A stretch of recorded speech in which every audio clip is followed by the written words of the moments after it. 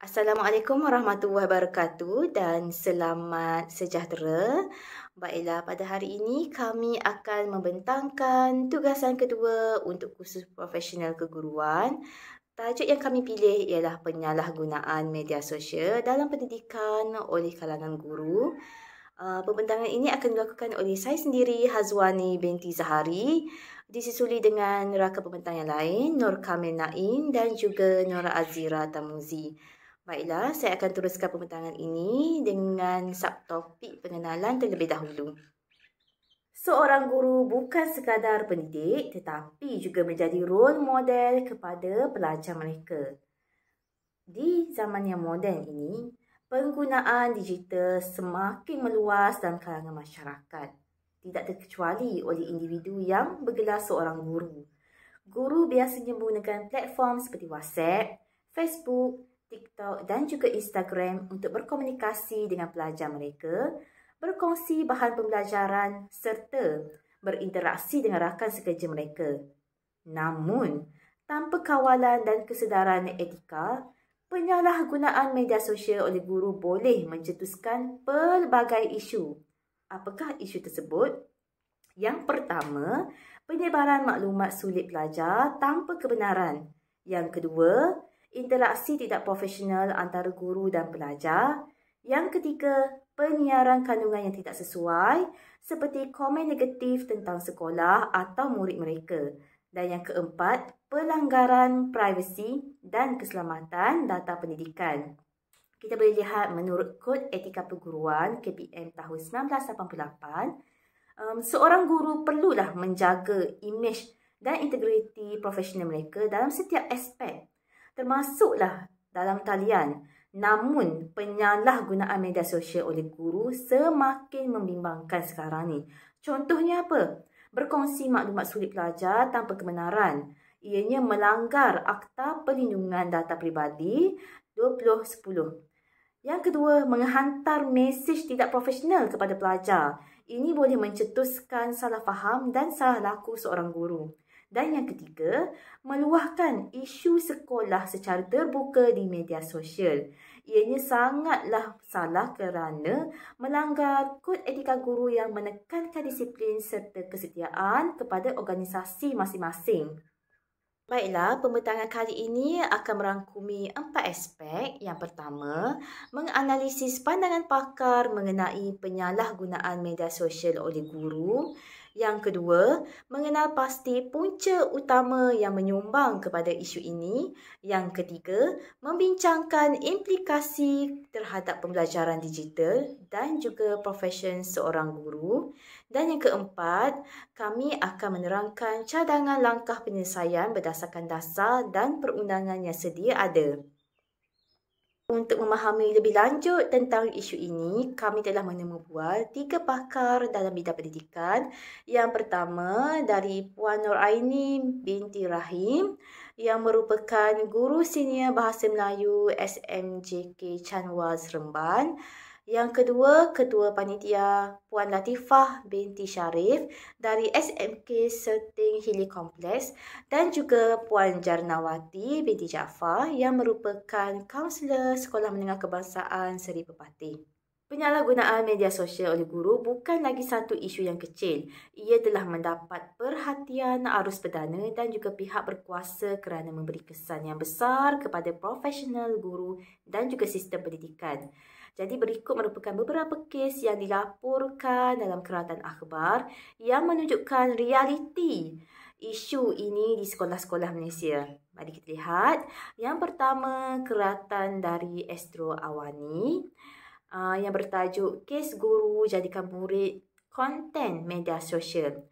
Jadi kes ini melibatkan guru yang menggunakan murid sebagai kandungan di media sosial mereka seperti TikTok dan Instagram tanpa kebenaran ibu bapa daripada pelajar. Ada guru yang merakam pelajar dalam situasi tertentu dan kemudian memuat naik untuk menarik tontonan dan meningkatkan populariti mereka di media sosial. Jadi apa implikasi daripada kes ini? Yang pertama, sudah semestinya melanggar Akta Perlindungan Data Peribadi 2010 kerana maklumat dan wajah murid dipaparkan tanpa persetujuan. Yang kedua, murid mungkin berasa tertekan atau dieksploitasi menyebabkan kesan psikologi terhadap mereka.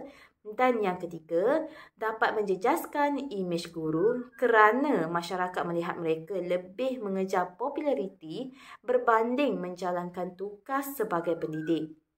Jadi masalah ini berlaku kerana tiada garis panduan khusus mengenai batas penggunaan media sosial oleh guru.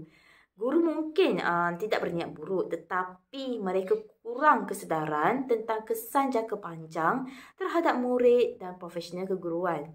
Jadi, apakah langkah penyelesaiannya? Kementerian Pendidikan Malaysia KPM perlu meletakkan kod etika digital khusus untuk guru dalam penggunaan media sosial. Jadi, kita boleh lihat daripada link yang saya bagi. Okey, yang kedua, kes guru tular isu dalaman sekolah di media sosial. Laporan oleh Cosmo Digital tahun 2024. Jadi dalam kes ini, seorang guru menularkan isu dalaman sekolah di Facebook yang menyebabkan persepsi negatif terhadap sekolah tersebut. Jadi guru tersebut meluahkan rasa tidak puas hati terhadap pihak pentadbir secara terbuka yang akhirnya mencemarkan imej sekolah tersebut. Jadi apakah implikasi untuk kes ini? Yang pertama, juga melanggar kod etika perguruan yang menetapkan bahawa sebarang isu dalaman perlu diselesaikan melalui saluran rasmi, bukan di media sosial. Yang kedua, sudah semestinya dapat menyebabkan tindakan disiplin terhadap guru tersebut, termasuklah amaran dan juga pertukaran sekolah lain. Dan yang ketiga, mungkin dapat menjejaskan hubungan antara guru, pihak pentadbir dan juga golongan ibu bapa kerana masyarakat luar telah mendapat gambaran yang buruk terhadap sekolah tersebut.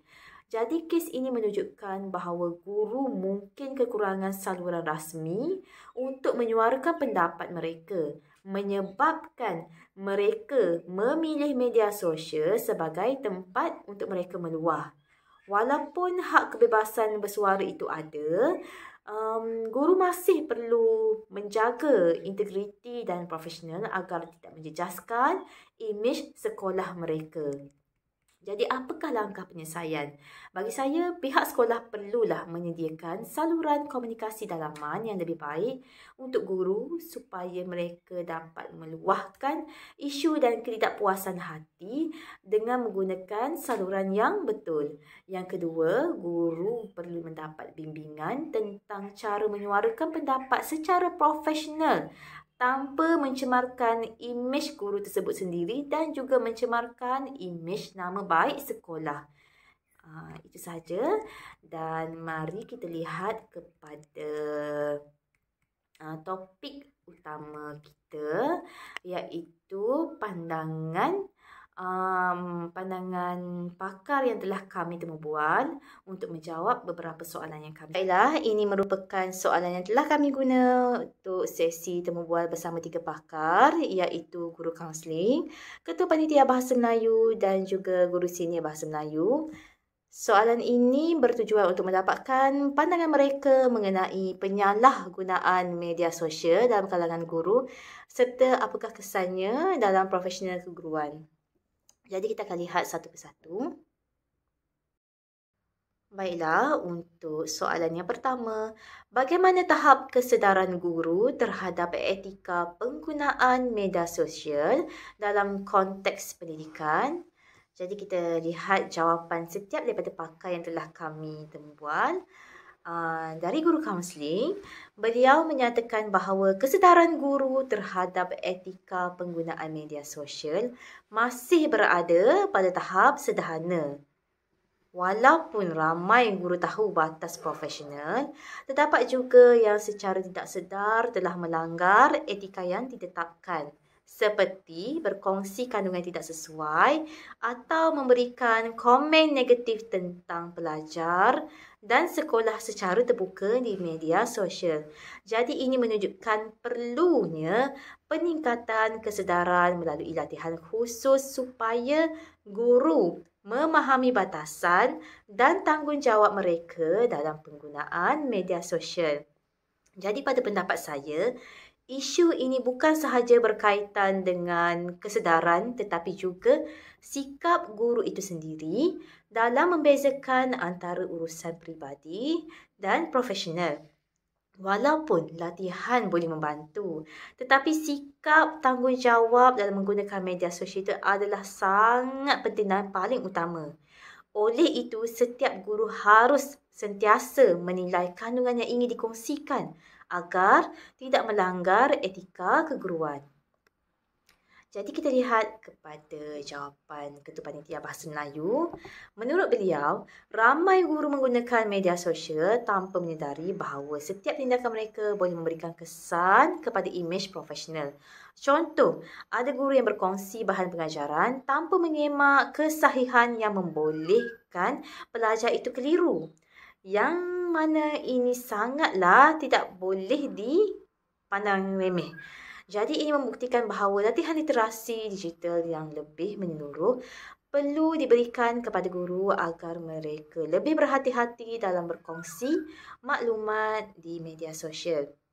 Jadi saya bersetuju bahawa latihan literasi digital ini amat diperlukan.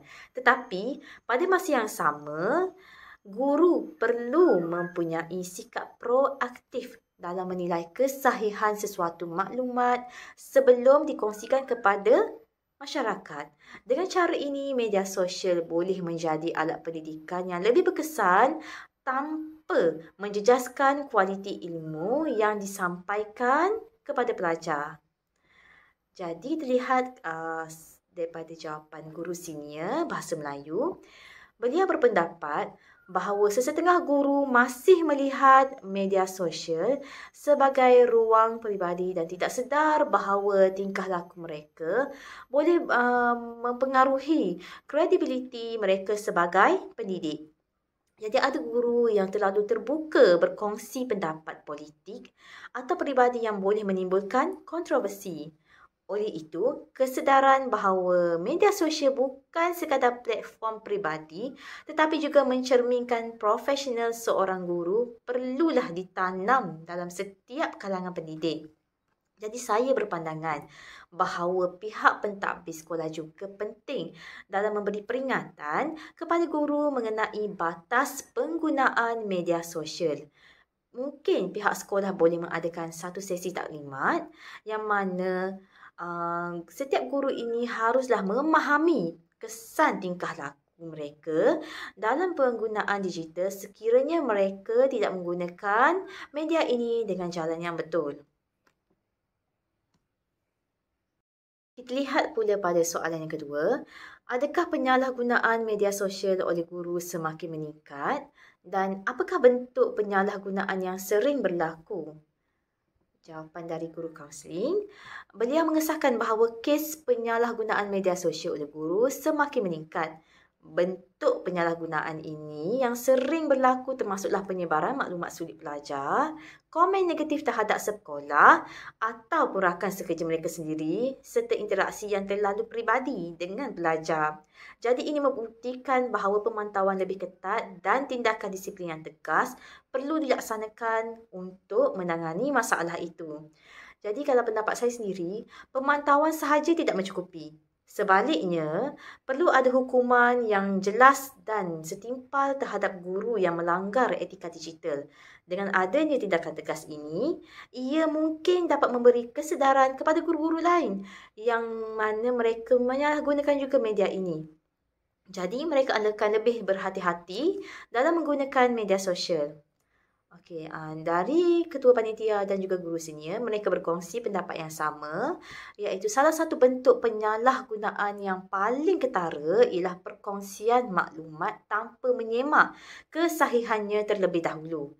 Jadi guru yang ingin membantu pelajar kadang-kadang berkongsi bahan pengajaran dari sumber yang tidak sahih, yang mana boleh membawa kesan dan salah faham dalam proses pembelajaran. Oleh itu, perlulah ada satu garis panduan rasmi yang mana mengawal perkongsian bahan pendidikan secara dalam talian bagi memastikan maklumat yang disebarkan itu adalah tepat dan berkualiti. Jadi, bagi pendapat saya, selain garis panduan rasmi, guru juga perlulah dipupuk dengan budaya berfikir secara kritis sebelum menyebarkan sesuatu maklumat. Sekolah boleh menggalakkan guru menggunakan sumber yang sahih seperti laman web pendidikan rasmi dan juga artikel dari jurnal yang akademik, bersifat akademik. Assalamualaikum dan salam sejahtera. Saya akan teruskan pembentangan ini dari sudut punca dan implikasi penyalahgunaan media dari sudut etika. Baik, kita lihat dahulu punca-puncanya. Baik, yang pertama ialah kurangnya kesedaran etika digital dalam kalangan guru. Hal ini bermaksud guru-guru mungkin alpa atau leka tentang kewujudan etika di media sosial sebagai contoh. Menyebabkan mereka semasa melayari internet atau melayari media sosial atau membuat hantaran dalam medium-medium ini, mereka kurang memikirkan tentang implikasi etika digital tersebut. Seterusnya kita lihat tiada garis panduan jelas daripada GPM. Memang ada garis panduan tetapi tidak begitu terperinci. Tidak dinyatakan apa yang boleh dan apa yang tidak boleh, menyebabkan guru-guru seolah-olah tiada guideline, tiada panduan yang jelas dalam menggunakan media sosial atau media-media berbasis atau media-media berasaskan internet yang lainnya. Seterusnya kita lihat puncanya ialah berkenaan dengan tekanan kerja dan emosi. Kerana bebanan tugas guru yang meningkat, maka apabila mereka ada tekanan dari sudut kerja, apabila mereka ada tekanan dari sudut emosi, mereka akan lebih selesa meluahkannya di internet dalam media-media sosial mereka. Untuk melepaskan tekanan tersebut, untuk melepaskan emosi yang mereka pendam. Baik, seterusnya kita lihat pula implikasi terhadap profesi keguruan. Apakah implikasinya jika etika ini tidak diambil kira? Maka hasil dapatan daripada temu bual daripada pakar-pakar, kita dapat lihat bahawa kesan negatif akan berlaku kesan negatif pada imej guru. Jadi apabila video-video yang dilihat tidak beretika itu diviralkan atau ditularkan, maka terdapat kesan negatif kepada imej guru. Seterusnya akan berlaku penyebaran maklumat yang tidak sahih. Ini juga menitik tolak daripada ketidakakuran etika oleh guru yang mungkin menyebarkan maklumat dalam media sosial dengan perkara-perkara yang hearsay, perkara khabar angin yang belum ditentu sahkan. Seterusnya jika berlaku kedua-dua ini, kesan negatif dan penyebaran maklumat, maka tekanan psikologi kepada pelajar dan guru juga akan meningkat kerana semua orang tahu berlaku perkara tersebut. Jadi ada yang mengecam dalam media sosial dan sebagainya, maka akan terjadi juga tekanan psikologi kepada pelajar dan guru-guru. Seterusnya kita lihat kebergantungan terhadap media sosial atau media berasaskan internet dalam PDPC. Ini berlaku apabila guru-guru terlalu melihat atau terlalu bergantung kepada PDPC, perlu bergantung pada internet. Contohnya sikit-sikit ChatGPT, sedikit-sedikit ChatGPT. Jadi perkara ini akan menyebabkan kebergantungan yang lebih terhadap media sosial dan media berasaskan internet dalam PDPC. Walaupun perlu, tapi kita tidak perlu terlalu bergantung kepada media-media ini.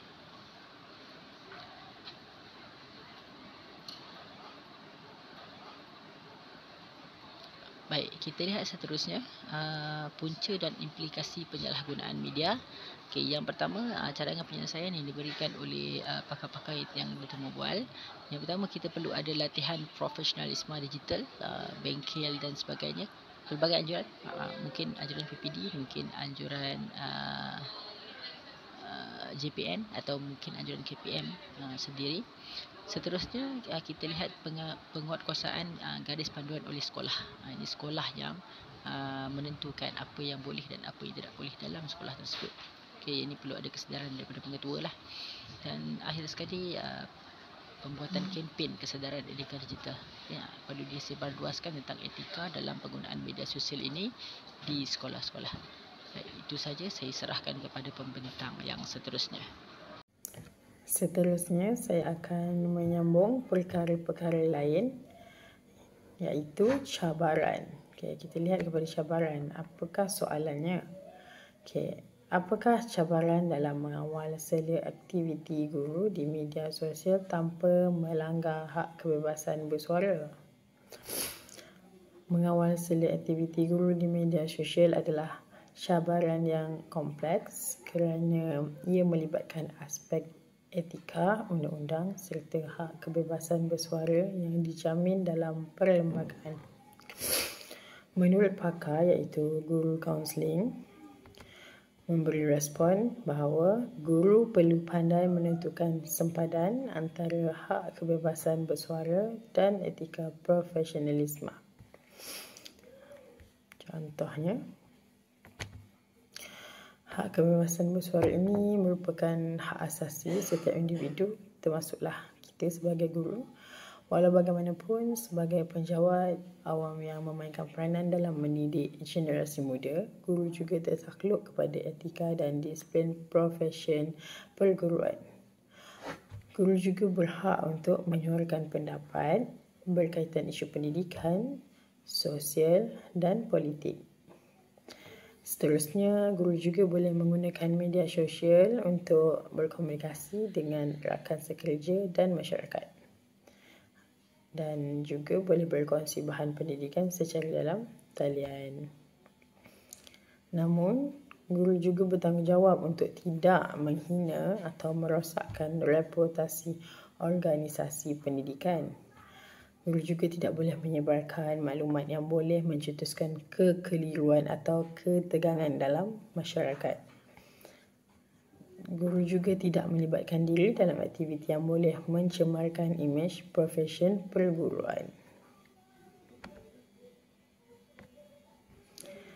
Seterusnya kita lihat kepada respon untuk Ketua Panitia Bahasa Melayu, iaitu beliau berkata kesukaran memantau aktiviti media sosial guru secara berkesan dan efektif.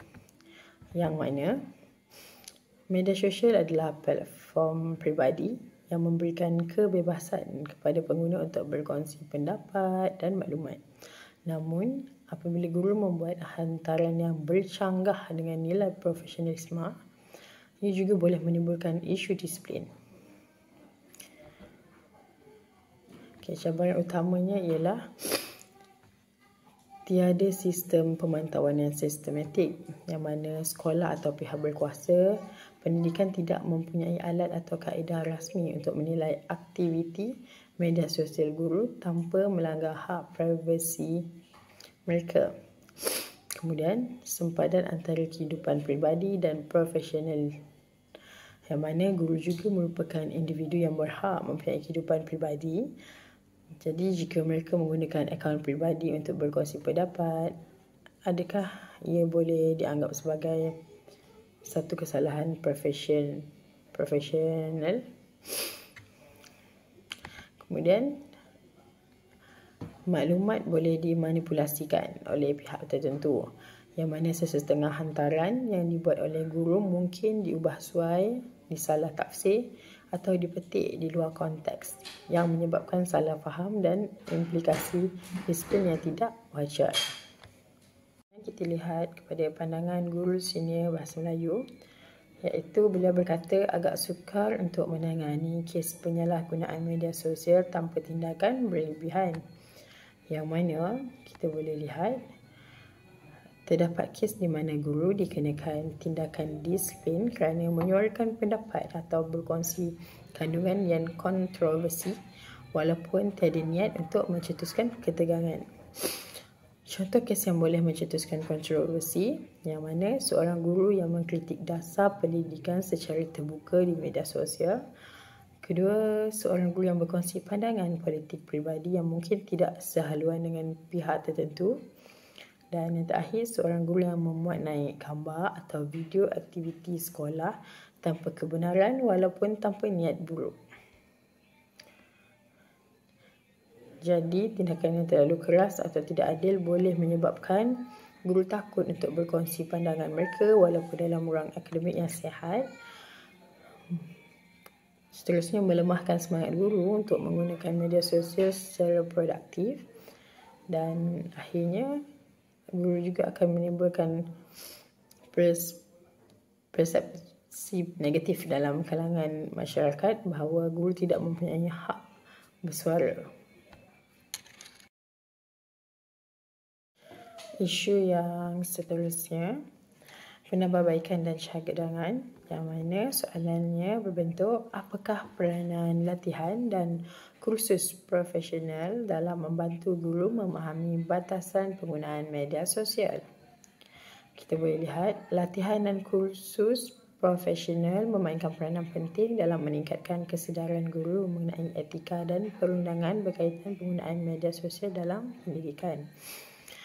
Kita lihat seperti pandangan yang diberikan oleh guru kaunseling, yang mana guru perlu meningkatkan kesedaran terhadap etika profesionalisme. Iaitu, kita boleh lihat latihan dan kursus profesionalisme yang dapat memberi pendedahan kepada guru tentang kod etika dan garis panduan profesionalisme dalam menggunakan media sosial. Guru juga akan dididik mengenai batasan dalam berinteraksi dengan pelajar secara maya, perkongsian maklumat yang sesuai serta kepentingan menjaga imej diri dan institusi pendidikan. Kursus ini juga boleh menekankan kesan penyalahgunaan media sosial seperti penyebaran maklumat yang palsu atau komen tidak profesional yang boleh menjejaskan reputasi kita sebagai seorang guru. Kemudian, merujuk kepada respon Ketua Panitia Bahasa Melayu, iaitu guru perlu memahami implikasi perundangan dan tindakan disiplin, yang mana kita boleh lihat contohnya melalui latihan khas yang kita hadiri. Guru dapat memahami aspek perundangan berkaitan dengan penggunaan media sosial. Ini termasuk undang-undang mengenai fitnah cyber, penyebaran maklumat sulit, gangguan seksual dalam talian dan penyalahgunaan hak cipta. Guru yang mendapat latihan ini akan lebih berhati-hati dalam membuat hantaran atau komen di media sosial kerana mereka sadar tentang tindakan disiplin dan undang-undang yang boleh dikenakan sekiranya melanggar peraturan yang ditetapkan oleh Kementerian Pendidikan Malaysia, iaitu KPM.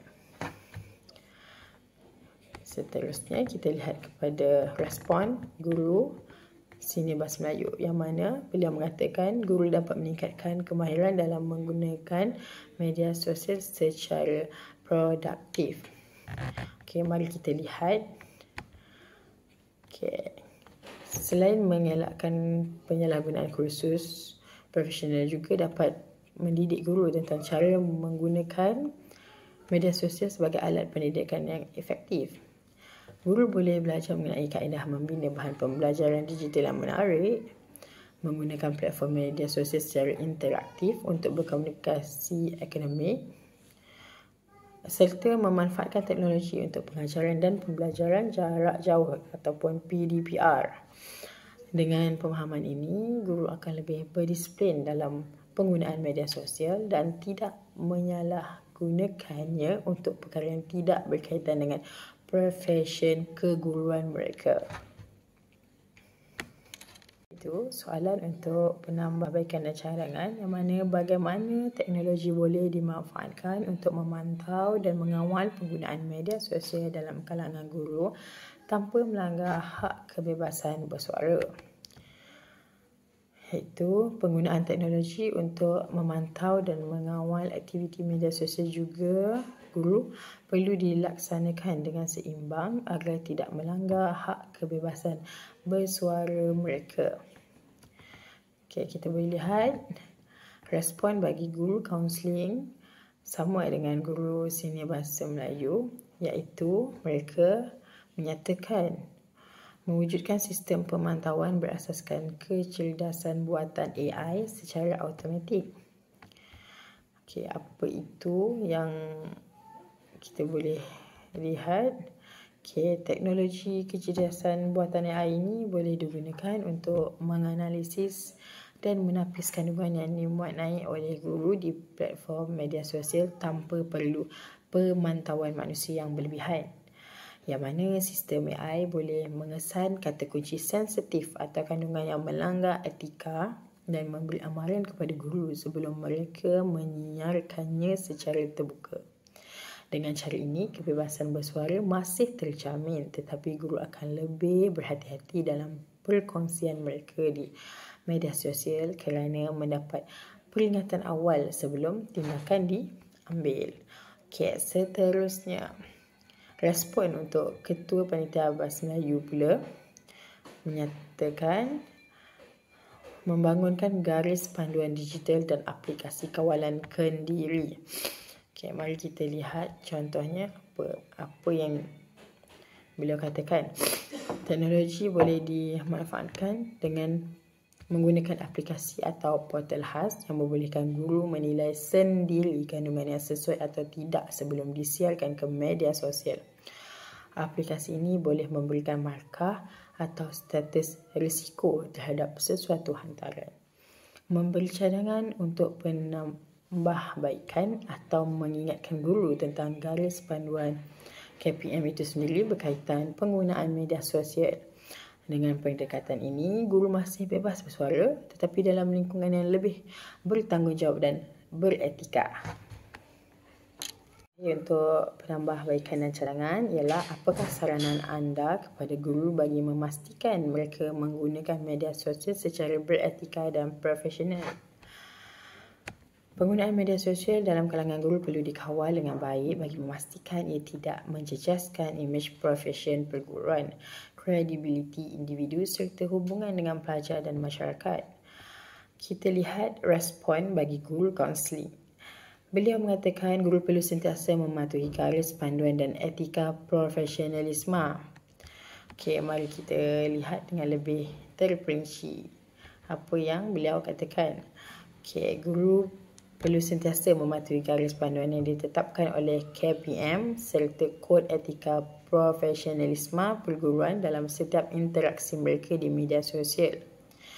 Mereka perlu memastikan tidak berkongsi maklumat sulit berkaitan sekolah atau murid, mengelakkan komen provokatif atau menghasut terhadap pihak tertentu, tidak memuat naik kandungan yang tidak sesuai seperti bahan berunsur politik, melampau, perkauman atau fitnah. Dengan mematuhi garis panduan seperti yang disebutkan sebentar tadi, guru dapat menggunakan media sosial secara bertanggungjawab dan mengelakkan sebarang implikasi undang-undang. Selain itu, respon untuk Ketua Panitia Bahasa Melayu pula, guru boleh menggunakan media sosial sebagai platform perkongsian ilmu kepada orang ramai. Yang mana kita dapat lihat sebagai pendidik, guru boleh menjadikan media sosial sebagai medium positif untuk berkongsi bahan pembelajaran dan berinteraksi dengan komuniti pendidikan. Contohnya, guru juga boleh membuka laman Facebook atau YouTube pendidikan untuk berkongsi kaedah pengajaran berkesan. Selain itu, menggunakan Twitter atau LinkedIn untuk membincangkan isu-isu pendidikan secara profesional. Seterusnya, guru juga boleh berkongsi tips pembelajaran dan motivasi kepada pelajar melalui platform digital. Dengan pendekatan ini, media sosial bukan sahaja membantu guru mengembangkan ilmu tetapi juga memperkasakan profesionalisme mereka dalam dunia pendidikan. Mari kita lihat respon guru senior Bahasa Melayu pula. Beliau mengatakan guru perlu sentiasa mengamalkan sikap berhati-hati dan berfikir sebelum berkongsi. Apa yang beliau katakan? Guru perlu berhati-hati sebelum memuat naik sesuatu di media sosial bagi mengelakkan kesan negatif terhadap diri sendiri dan juga profesion perguruan itu. Mereka boleh mengamalkan prinsip think sebelum berkongsi sesuatu. T merujuk kepada true, yang mana adakah maklumat ini benar. Mereka perlu tanya diri mereka sendiri sebelum mereka berkongsi. Hash iaitu helpful, adakah ia bermanfaat kepada orang lain. Fikir dulu adakah konten ini bermanfaat kepada orang lain atau tidak. I, inspiring, iaitu adakah ia memberi motivasi atau kesan positif sebelum guru itu hendak berkongsi maklumat. N, necessary, adakah perkongsian ini perlu atau tidak, patut ke guru itu berkongsi. Dan K, kind, adakah ia sopan dan tidak menyinggung perasaan orang lain. Kita perlu letakkan tempat kita di setiap kasut semua orang supaya kita boleh lepas ini berhati-hati sebelum berkongsi sesuatu maklumat. Dengan berhati-hati dalam memaknai kandungan, guru dapat mengelakkan kontroversi, salah faham atau tindakan disiplin yang boleh menjejaskan reputasi mereka. Kesimpulannya, dapat disimpulkan bahawa penyalahgunaan media sosial dalam kalangan guru merupakan antara cabaran yang perlu ditangani dengan tegas. Kemudian, guru perlu diberikan kesedaran, pendedahan dan latihan yang mencukupi bagi memastikan mereka menggunakan media sosial secara beretika. Guru juga perlu faham garis panduan yang lebih jelas perlu diwujudkan oleh pihak berkaitan untuk mengawal penggunaan media sosial dalam kalangan pendidik. Seterusnya, bagi meningkatkan imej profesion perguruan berpandukan teras budaya ilmu, itu TBI, adalah dengan memperkasakan latihan guru dalam etika dan perundangan berkaitan penggunaan media sosial. Kemudian, mewujudkan sistem pemantauan dan sokongan berterusan bagi memastikan pematuhan terhadap garis panduan yang ditetapkan. Dan akhir sekali adalah meningkatkan kesedaran dalam kalangan guru dan pelajar mengenai kepentingan penggunaan media sosial secara profesional dan beretika. Sekian sahaja daripada saya dan rakan-rakan. Sekian, terima kasih.